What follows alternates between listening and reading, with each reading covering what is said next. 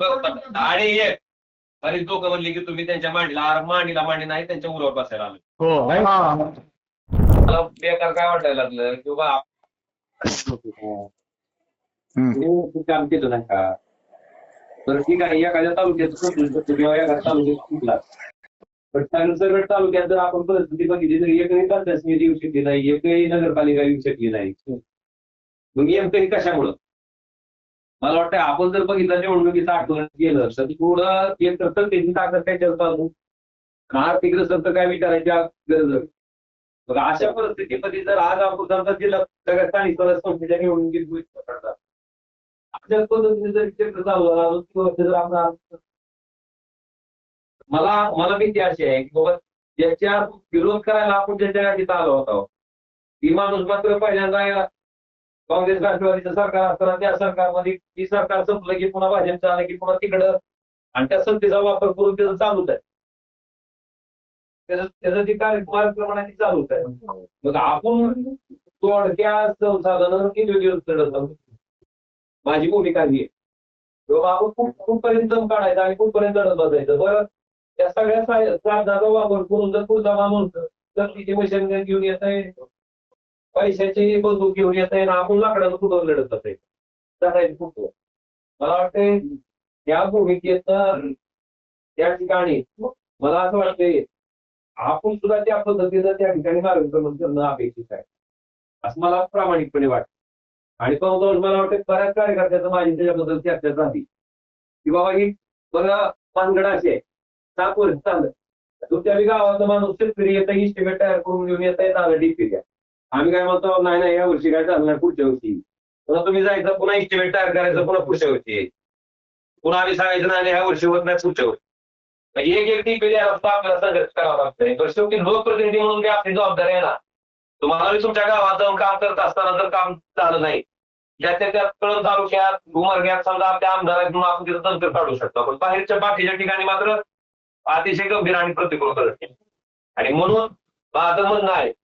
की पुढचा माणूस सगळ्या गोष्टीचा वापर करून आपल्या विरोधात त्या ठिकाणी सत्तेवर बसते पुन्हा त्यांची मंडळी जिल्हा परिषदची अध्यक्ष होती आणि आपण येड्यावरून बघत बसायला कार्यक्रम. तर मला वाटतंय की ह्याच्यात आपल्याला जर हे करायचं असं तर आपल्याला विसरतेतलं नेतृत्व कुठं स्वीकारणं मला वाटतं गरजेचं आहे. बघत बसायचं कुठपर्यंत सहन करायचं. तर आणि माझं काय म्हणणं आहे आपला उद्देश काय आज त्याचे एकतर्फी आहे भाजपची व्हायला दुसरी सेना ती व्यक्ती व्हायला लागले अजून आपल्याला जी पक्ष राहिले ती व्यक्तीच चालवायची हे 4 पक्ष सगळे चालवायचे त्या सगळ्या बाबीचा विचार करून मला वाटतंय की आपण निर्णय घेणं गरजेचं आणि सगळ्यात दुःखद गोष्टी हे आहे आपण विरोधात आहे 20 वर्ष झालं ते केसच्या बाबतीत आपण संघर्ष करतोय प्रत्येक तारखेला आपण जातोय. कालपत्र निकाल अशा पद्धतीने त्या अनपेक्षा आपल्याला येत असत तर कोणच आरोपी नाही सगळे निर्दोष मुक्त. कोर्ट म्हणतंय राजकीय शत्रुत्व होतं का होतं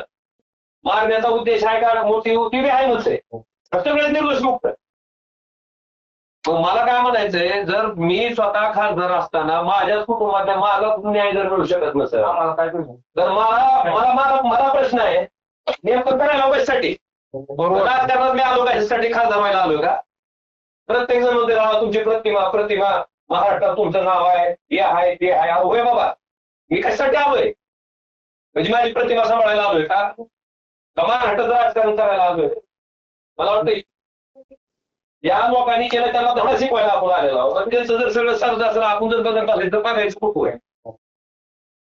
म्हणून मी पुन्हा त्याच्या बाबतीत मला एक फक्त त्या ठिकाणी काल मी बघितली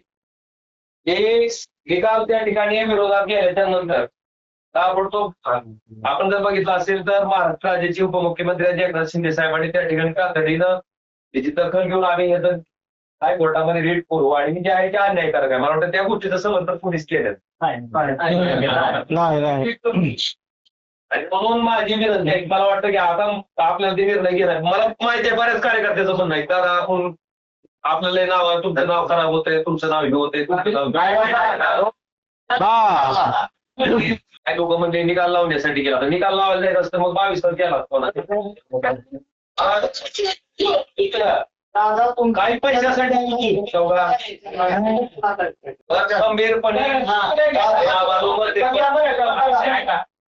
मला काय म्हणायचंय की आपण राहून जर त्या ठिकाणी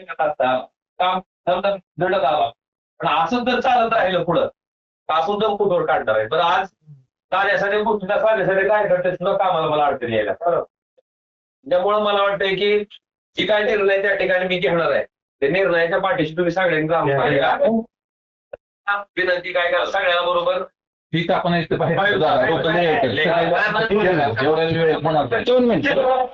त्यावर चर्चा करू दे कुणाला काय बोलायचंय आणि हो का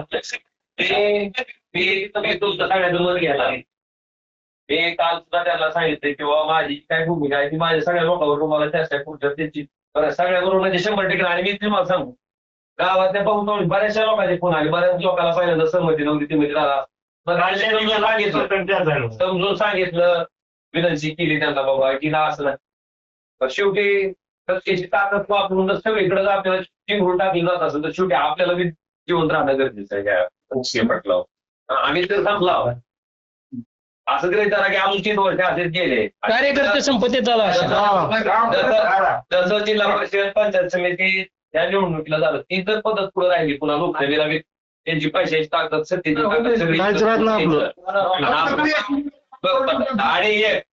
आणि दोघं म्हणले की तुम्ही त्यांच्या मांडीला मांडी नाही त्यांच्या मुलावर बसायला आलं काय करण्यात आले मी स्पष्टपणे सांगितलंय त्या कुटुंबाचं मला एकही मत नको आणि त्याला मत टाका म्हणून मी एकही मत त्यासाठी मागणार मला माझी भूमिका स्पष्ट आहे माझी भूमिका कुठेही चुडचुडीची असणार नाही आणि ती विषय नाही डोक्यातला काढून टाकणार पण मला वाटतं की आता त्या पद्धतीनं पुढे जाणं गरजेचं आहे आणि त्याच्यासाठी तुमच्या सगळ्यांची साथ मला वाटतं हे काम गरजेचे आहे सगळं एक साधं उदाहरण देतो बापसा काढून घेतं लागून बुक्याचा मारायला काय 6 महिने झाले बिल अडकून ठेवले नगराध्यक्षांनी 6 महिने झाले आपल्याकडे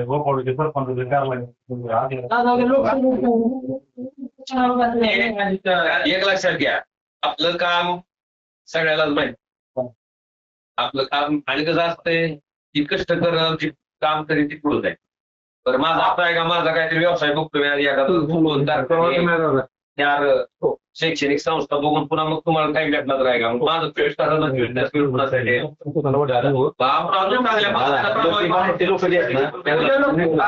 बाहेर लोक थांबलीत दादा बाहेर लोक थांबलीत म्हणलं बाहेरच्या बाहेर बोलू आता एकदम